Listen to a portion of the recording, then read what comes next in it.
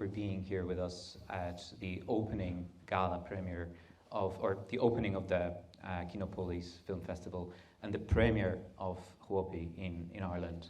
So congratulations, Hugh, and once again, I think a warm round of applause for Hugh.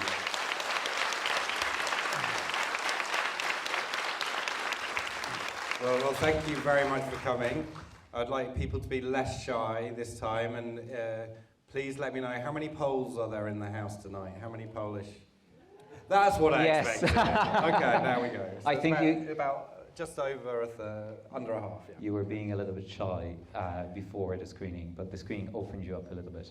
I also wanted to mention DK, who is a co-director and a co-screenwriter of the movie, and say a warm congratulations to her as well. And as you mentioned at the beginning, she couldn't be here with us, but our thoughts are, and our energy goes out to her as well, and our thanks for the movie. Thank you, I'll convey that to her. Thank you.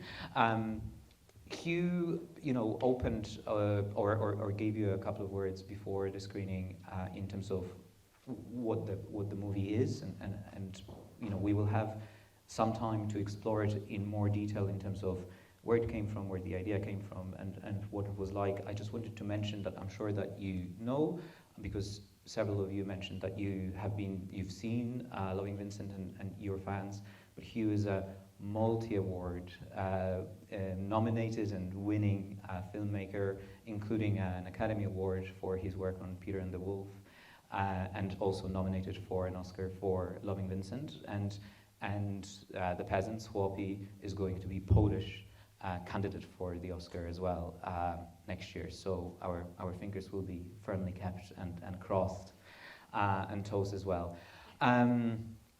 Because we do want it to get into that 5 of the movies we will be able to root for. Hugh, I saw you. Where's the book? Because yes. So I would like to ask Polish people here: do you remember reading the book?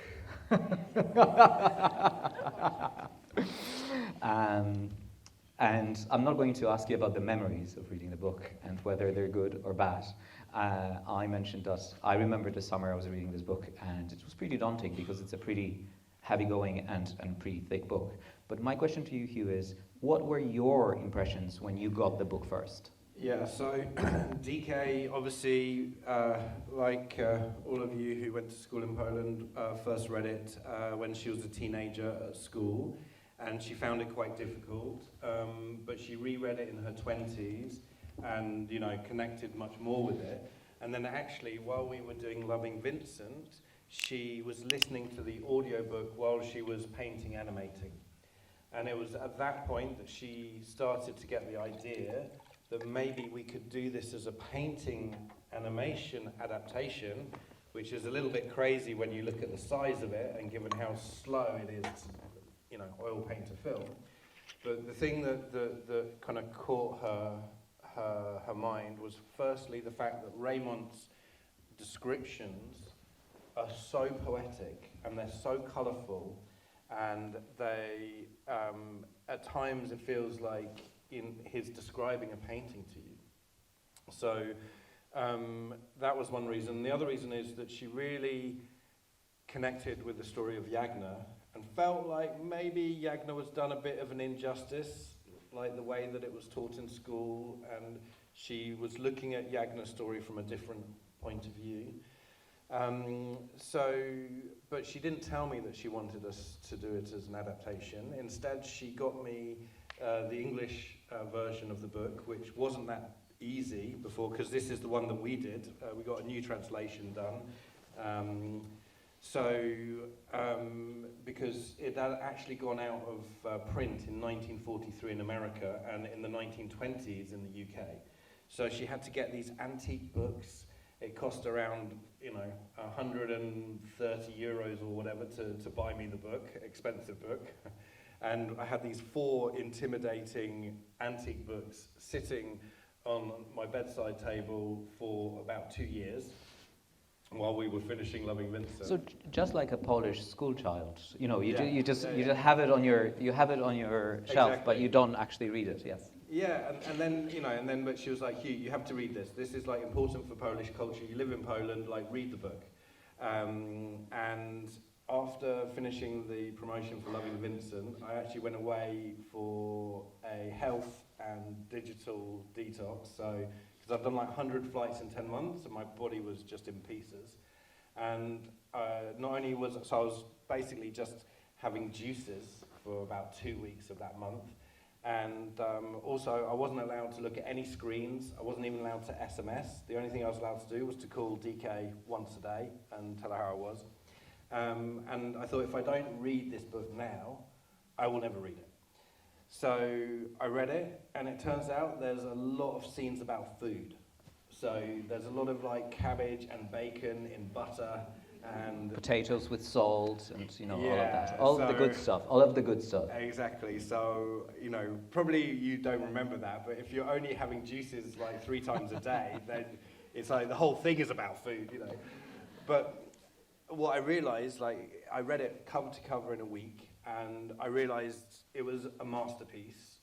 For me, it was like the greatest book ever written about like the peasant condition, which is a sorely overlooked community, especially when you remember that the whole world was peasants. The whole, for thousands of years, the bedrock of every society is rural, hardworking, rural, farming communities, So for me, it was a revelation, and I was just like, oh my goodness, this is amazing, because if you read a masterpiece in the English language, someone's made it into a film not once, not twice, but like 7 times or something, like Great Expectations or Jane Eyre or Pride and Prejudice. If you have like a great novel, then it's been adapted many times. Whereas this was done once in the 1920s, which none of you will have seen because it's lost, unfortunately. There's not a single print that survived. And then it was done in 1970. 70s, yeah.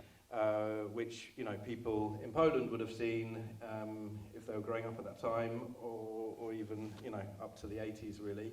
But outside of Poland, no one's heard of this. So even though it won the Nobel Prize, beating Thomas Hardy and Thomas Mann, and even though it was translated at the time in the 1920s into over 100 languages apparently, still outside of Poland it kind of disappeared. And so for me, it felt like it was gold dust. That you had this incredible story. And I had exactly the same response as DK. I thought, oh my God, he's actually describing paintings to me.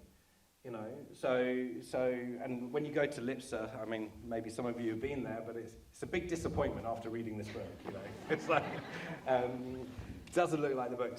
So I felt like, because the thing with oil painting animation, you have to have a very, very good reason to oil paint a film. Because this one, she's a fast painter who did this, but still, on average, it took 5 hours per frame, and we have 6 frames per second. And this book is set 130 years ago, and if one person was to paint our film, it would take almost exactly 130 years, So you have to have a very good reason to paint a film rather than doing it as a CG animation or as a live action film, And the reason we thought that this should be a painted film is because Raymond's descriptions are often, very poetic. They're always, very poetic, but sometimes they're impressionistic. Sometimes they're sort of, magical realist. Other times you have this kind of religious mysticism, which seems very appropriate for painting. And also these larger-than-life characters. They're slightly larger than life, the way that he writes them. What's interesting for me, and I wanted to maybe pick on 2 things here. First of all, you're an English person or Englishman reading a book that we all have grown up with, right? And we might have our own kind of version of the book or the impression of the book from our childhood.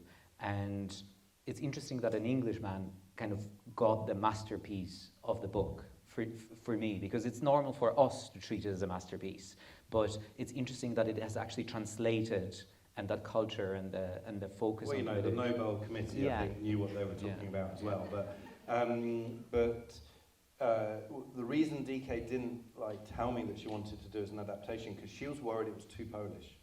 But for me, not only could this story have been set in rural 19th century England or Ireland, I felt like it could be set in small town England or Ireland today.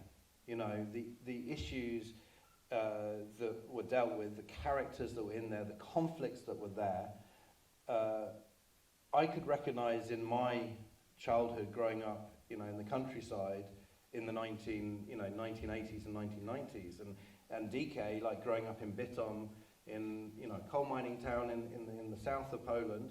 Also, she very much identified with the conflicts and the issues that are raised there, the family kind of disputes, also the double standards between young men and young women, the kind of, you know, and also for her as someone with an artistic spirit, like we kind of bring out in Yagna, you know, she felt that, you know, she was singled out and also separate, and, you know, she wanted to tell that story. So you kind of answered my next question, which was, were you worried about the relevancy of the story to present-day audiences? Absolutely not. I mean, you know, funnily enough, it's like, I was telling you I went to India for a day to go to the Indian premiere, which, you know, but the reason I did that was because apart from, you know, Polish, you know, expats after screenings in America, in the UK, in Spain, the next biggest group to come up to me was actually Indians, expats, who were like, this is an Indian story.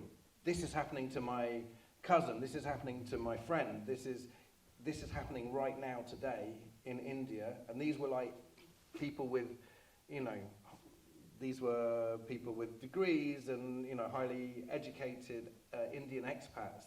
And they were like, you have to try and show this in India, which is impossible because they just watch Bollywood films. But still, I was curious because that's so unusual. That, I mean, it's not unusual for me that a lot of Polish expats will be there. And we had some lovely experiences, like Toronto. You know, there were these Polish expats who'd been living in Toronto for like 30 years or something and never had once been to a screening at the Toronto International Film Festival.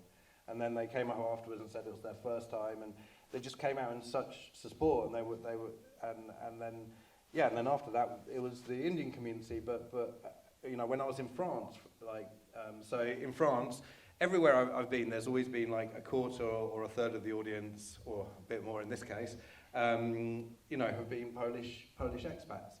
And in France, I asked a question at the beginning, and there were 2 Poles in the audience for the French premiere. And then afterwards, we just had this incredible discussion about, very French, internalized, you know, patriarchy in modern France today. You know, in like, so they were really picking up on how much they felt it was an issue today. So for me, more the issue is people making assumptions about it. Go, oh, it's a 19th century, like, boring, big, long novel adaptation. I'm not going to go and see it. But I think if they do go and see it, then they'll realise that it's actually dealing with issues that we confront us today. And that's not just because, you know, we haven't really moved on in 130 years as much as we think we have, and, you know, we are still fundamentally similar, but it's a great novel about the human condition, you know, and he really captures that. And so, yeah, I mean, you know, 130 years ago, they had much poorer lives, you know, they had much tougher lives, you know, they didn't have access to education, but they're still like us, they're still human, and, you know, and he did a great job of really, you know, capturing us in all our good ways and also, unfortunately, in our bad ways too. And we'll get to the bad ways perhaps in a second, but I wanted to ask you about the adaptation and how do you go about distilling. So Raymond was very good at distilling the human condition into 1,000 pages. Yeah. You had to distill it to 1 hour and 55 minutes. Yeah. So how do you go about adapting a book like that for screen? Well, I mean, if you think about the autumn-winter transition, That's like 4 pages. It takes you about 5 minutes to read that, yeah? We do it in 20 seconds in one shot, yeah? So we can, like a lot of his descriptions, we can condense that visually into one painted shot. But then the other thing is that even though, you know, it's a very, it's a long book, and there's many, many characters, so the book is a year in the life of a community, yeah?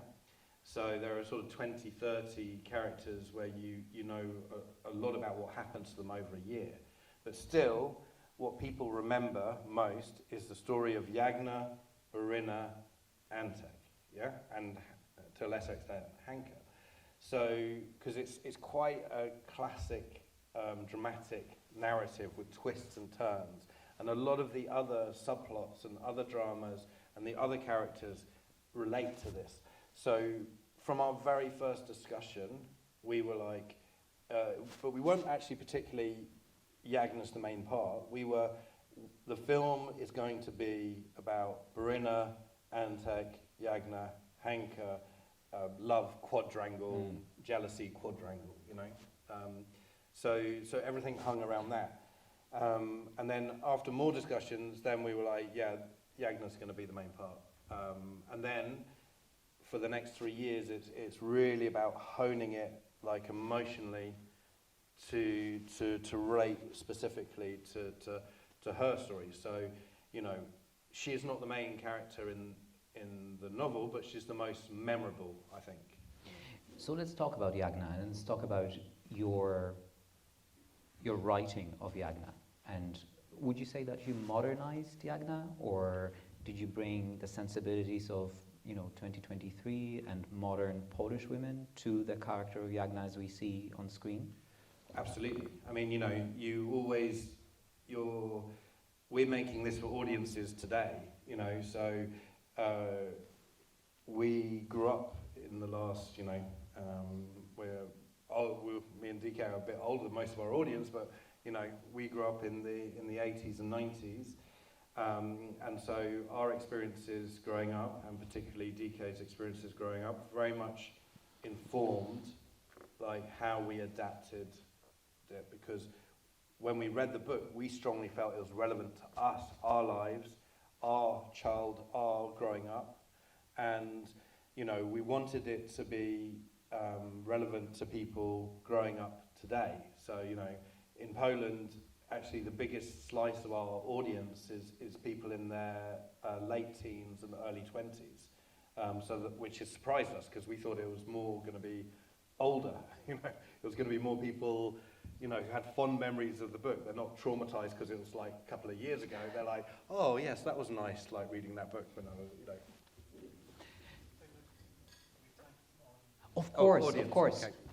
Let's have some audience questions, and there is a very eager person already there. First off.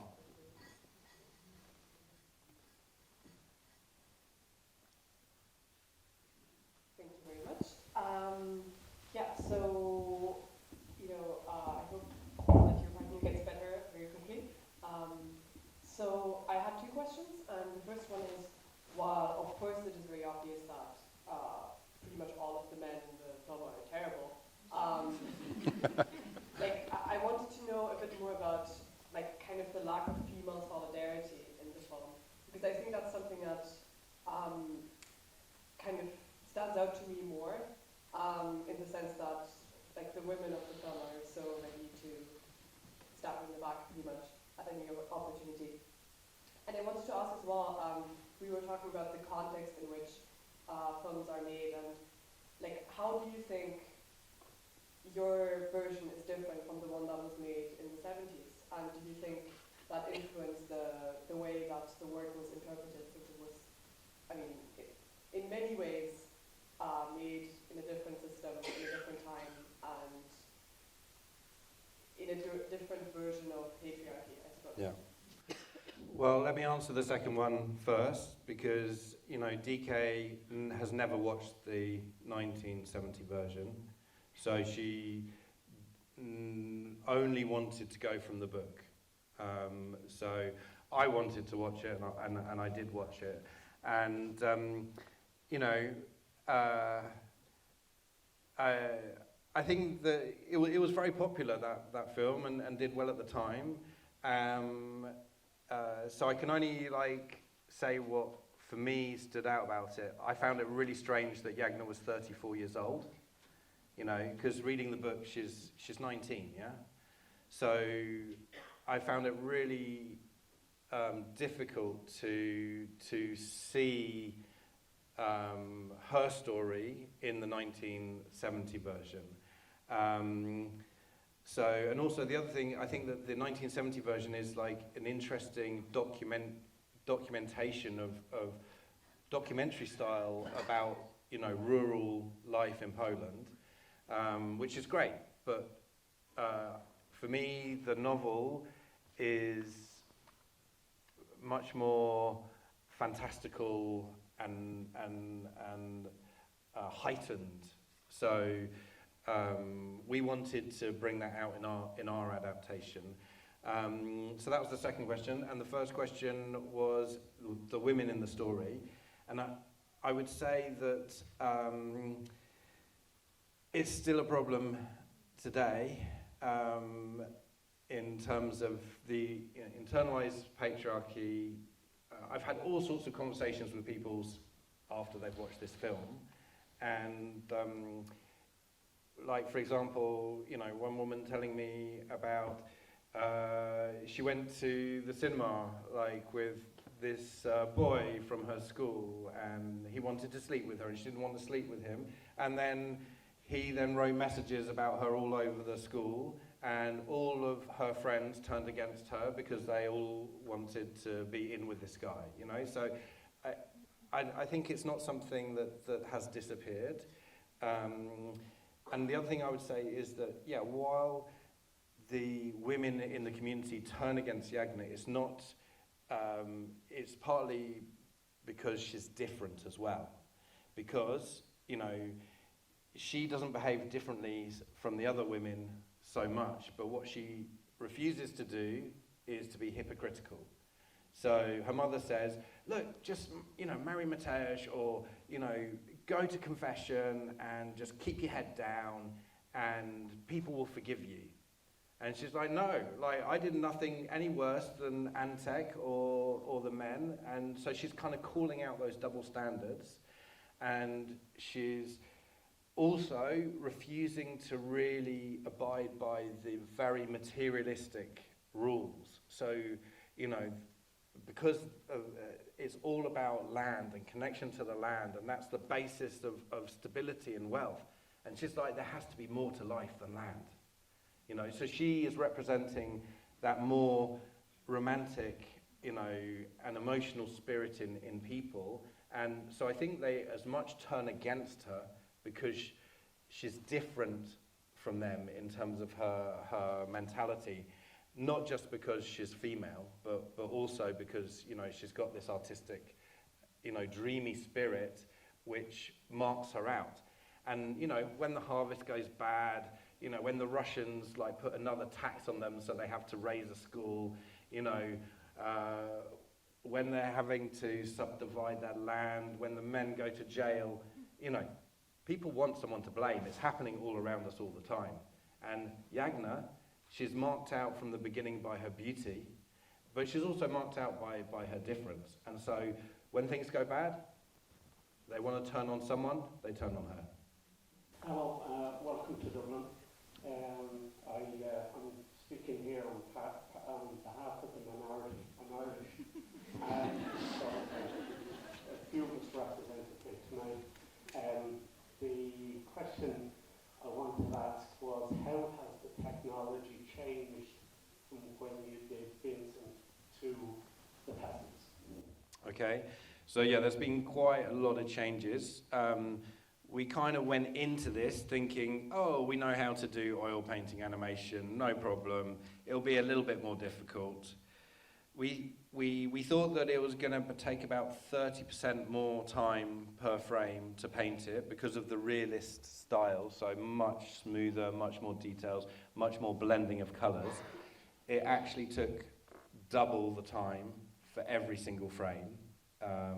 so on average, from Loving Vincent. And that meant that, and we just couldn't afford to do that. So we had to develop from doing 12 frames per second with Loving Vincent to doing 6 frames per second, and then having digital in-betweening. So a bit more like the early, well, from the 1930s to the 1980s, even, Bluth Studios, I think, was doing it into the 1990s. So you had keyframe animators, and then you had the in-betweeners. And so we had to go to that system, really, of having, the oil painters were our creative key animators. And then we also had, it ended up being started off with 5 people and went up to 80 people who were doing the digital in-betweening. The other thing is, after Loving Vincent, which was always about portraits, bringing portraits to life, and was very staged. And, in the early times, we really struggled with moving camera. So it took us 4 times as long to do moving camera. And so we made a film with very limited amount of moving camera. And, DK was like, this time I get to move the camera. And, but yeah, you see, we move it all the time. So at the beginning, that was never the plan. But it felt right for this story because of the high emotions and the kind of the intimate. It feels like you want to be right inside the dances. You want to be right inside the fights, in the hand-to-hand combats. So we ended up doing so much Steadicam, so much handheld. And so then we just had to learn how to paint, motion blur. So we just had to work out how to paint it. So I would say that the 2 big difference was we had to go from 12 frames per second to 6 frames per second. And the other thing is, we had to learn how to paint moving camera because the story compelled us to have a very dynamic camera that was part of the story in a way, whereas with Loving Vincent, we were quite, framed in our approach. I wrote this question down, so I would get it right. So obviously the visuals of the film are breathtaking, but I wanted to know if you have any words of wisdom or interesting anecdotes that came from the animators themselves. So I want to hear, is there any mess-ups that people had to experience, or somebody did something the wrong color and then that had to be changed? What was that like? That would be very difficult in our studio because even before we shot the live action reference material, DK and Piotr Dominiak, our head of painting, had done a whole colour palettes for each season. So those are chosen meticulously, and we have design painters so these are both actual frames from the film, but before we start filming, we have people who are best painters, are designing the look of the film, and that's the basis for the other painters. But I will tell you a couple of stories. One, at the beginning, no one wanted to paint Yagna, which is a problem if she's your main character. But basically, they're like, yeah, we want the older characters, we want the male characters because her features are so symmetrical and so even that if you get it slightly wrong, it's completely unforgiving and she looks wrong. So, we had this problem that no one would paint her at the beginning. So, and we literally had to force people, or blackmail them into, painting Yagna. But then by the end of the film, everyone was painting Yagna, and people, had kind of fallen in love with her. So we had this, very emotional experience when Camilla went to visit the Serbian studio, who'd been painting her for 2 years, but had never met her in person. And when she turned up at there was a lot of tears. There was a lot of screaming and a lot of tears, because it's not like she's a star. She was unknown before this is her debut. But if you have been, studying every millimeter of her face for 2 years and moving it, then it's really disconcerting to meet that person in the flesh. The second thing is that you know, sometimes we had like, so we had a guy with a green leg because he had one leg, Yambrogi, you know, and some of the painters painted the green leg. Rather than realizing that the green, and even though we told them, you know, we would brief them beforehand, or sometimes they painted the boom, you know, the boom mic.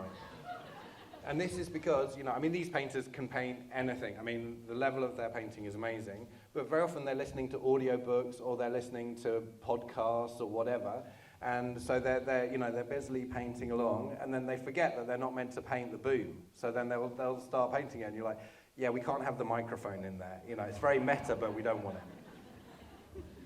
That's brilliant. There is another question there at the back. Hello, Hugh. Congratulations, it's a beautiful, stunning movie, and really well done to yourself and DK. And I hope you'll get the Oscar nomination, so fingers crossed.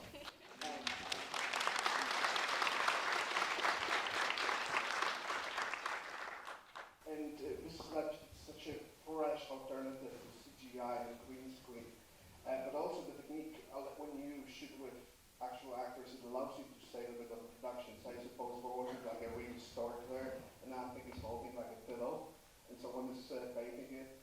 Or for example, I also presume you don't have to build a huge nail in the wheel. So what would be the biggest savings thanks to painting the movie? Okay, so it is a real stork. Yeah, it is. Yeah. So we have a real stork there. So for example, maybe I'll take your mic here. Yeah. So for this one, we had real dog, real stork, real kids, and then obviously Antek and Jagna, and we had a bit of shrubbery here. Yeah, and then we had like a paddling pool, you know, a shooting paddling pool, and then the rest of it is green screen. Yeah, so what? What happened to the stork? The stork is yeah, he's got a broken wing. He really does. Like in the book, he has a broken wing, and it's never mended. And yeah, he does quite a few films. So you know, he's a bit of a star. Yeah, slightly scary one, and you have to be. He's very, you know, you can only do like 2 takes with him, and then it's time for him to go. So. Yeah, the biggest saving obviously is you know, the huge landscapes. You know, the huge landscapes, we have green screen. But for example, the snow. So the battle scene, we shot that outside in a forest outside of Warsaw, which had sand, you know, deep sand in the forest, because we could paint the deep sand as snow, and it behaved like snow. So, you know, if we had like a live action film had to put fake snow all over it, or go somewhere where there was actually snow and film it in the snow, it would have cost us, you know, another 50% to shoot the battle. Wow. I'm looking at Kevin here, but I think we've got time for one more question. So there are 3, but I see somebody there at the very back, and she was just a tiny little bit faster than you. I'm sorry. Thank you. I have a question regarding the music, because throughout the entire film, the musical ambience creates such an impactful feel. So I was wondering whether the scenes were composed around the music, or whether the music was composed around the shot. And also, how did you select the music that ended up in the film? Great question. So we never thought we were going to do a musical, and then that element kind of grew. Because the dances, there are some kind of community gatherings where the music and the dancing is important, particularly, you know, where Antek, after the marriage, and he hasn't seen Jagna, and then he like grabs her and dances passionately with her, and then Berina comes along. So, you know, we knew that dance was very much part of the dramatic narrative. And also the wedding dances, you know, the dance with other men, where, you know, she has to dance with the most important men in the village, and they kind of throw her around to show, like, what men they are, you know. So we had to come up with the music before we started rehearsing the choreography, before we filmed. And Robert Gulicek, who plays Antek, he hates dancing. So he was like, okay, I want to have a lot of rehearsals. So he was rehearsing the dance in the inn where Yagna's in the red dress. They were doing that for 6 weeks. They were rehearsing that for 6 weeks. So we had to come up with the music like 6 weeks before we shot it. So really we unlike with Loving Vincent or with most films, we had to come up with the music before we even started shooting, the style of the music. And that very much influenced us because we kept on working on the music like throughout the whole shooting, the editing, all the way up until the very end. And it became, almost, I would say, as important to us as the painting. I mean, I would say that it is so much part of the film now and part of what people respond to. And really how it started was that I was getting my assistant at the time to research like Polish folk music so I was listening to a lot of Polish folk music, and the trouble with like all folk music, not just is that it tends to be quite repetitive because it's about hanging out for hours and dancing and having fun like in a celebration, whereas in a movie you get maybe 90 seconds at most, So then I started looking into more like Slavic mysticism. So Laboratorium Piesny was actually who sing in our film. They were one of the first bands that I came across, and I was like, oh, I like that. So I really liked this kind of modern, but also imagining to be very ancient. So sort of, Slavic roots. So I was listening to a lot of that, and then my friend, Luke, who's a rapper, said to me, can I be the composer on the film? So he said to me and DK, and we said, no, not a chance. We worked with Clint Mansell and Loving Vincent, it's like, we're not going to give it to some, small Polish rapper. And he was like, just give me a chance, yeah? So he said, let me do a demo for you. And he did a demo, and it blew us away. I mean, everything that you have in there, the kernel of that was in the first thing that he did for us. Because, Luke, his main career has been as a rapper, but he's deeply interested in Polish history and the history of Polish music. But he was kind of in this world of rap where he didn't really feel like he belonged. He was always a bit, didn't quite fit there. And so this was why when he saw what we were doing, when he heard what we were doing, that he really kind of, went for us, and then he put so much work into this demo, and this demo was really had the essence of everything, and it just grew from there. I mean, I think that he's going to go platinum in Poland. He's never gone gold before with any of his albums, and this will be platinum by the end of the year because, the music is absolutely storming everywhere, in Poland, and I think it allowed him to all things that were frustrating him in his own, career creatively could be played out by doing the composing on this film. And he had to learn how to be a film composer. So, from the very beginning, he was composing beautiful music, but there was no sense of storytelling for the whole film. And then, over the course of he calls it his film school, but, it's a pretty amazing film school debut.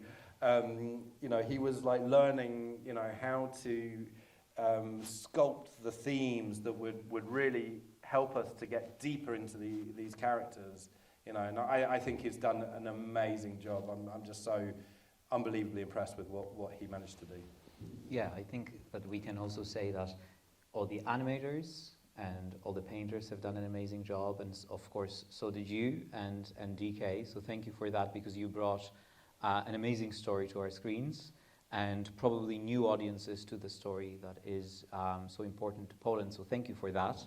And I guess just a tiny little bit of a question at the very end for 30 seconds. Is there anything that you're thinking about for your next project, Hugh?